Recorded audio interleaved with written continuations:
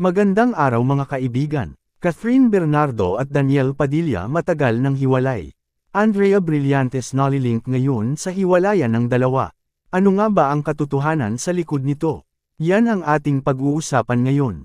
Usap-usapan sa iba't ibang platform ng social media ngayon ang hiwalayan ng iba't ibang celebrity couple tulad ni Sara Labati at Richard Gutierrez. Dahil sa mga napansin ng ilang netizens na wala na umano itong mga larawan na naibabahagi sa publiko na magkasama ang mag-asawang Sara at Richard na kadalasang ginagawa ng mga ito. Maging sa mga importante nitong event sa kani-kanilang pamilya ay hindi sila nakitang magkasama. Maging ang Chinito Princess na si Kim Chiu at long-time boyfriend nitong si Sian Lim ay iniisyong hiwalay na dahil sa katulad din ng kadahilanang wala na itong ganap na magkasama ang dalawa. Nakadagdag pa ang tila hugot ni Kim Chiu sa noontime show na It's Showtime.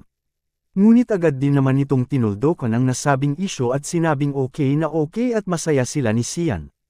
Sa kabilang banda hindi naman nakaligtas ang pagtunog ng hiwalayang Catherine Bernardo at Daniel Padilla, dahil sa naibahagi ng talent manager na si OG Diaz sa kanyang YouTube channel na umano'y sabi at nanggagaling sa kanyang source na hiwalay na ang mga ito.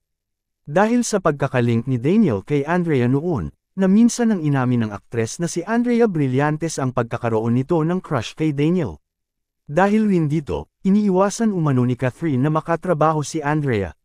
Dagdag pa ni OG Diaz na palihim umanong nagkikita sina Andrea Brillantes at Daniel Padilla.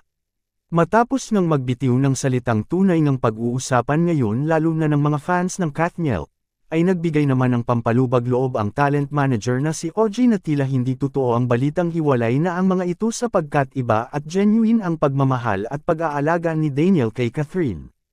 Kaya imposible na hiwalay na ang mga ito. Ikaw anong opinyon mo tungkol dito?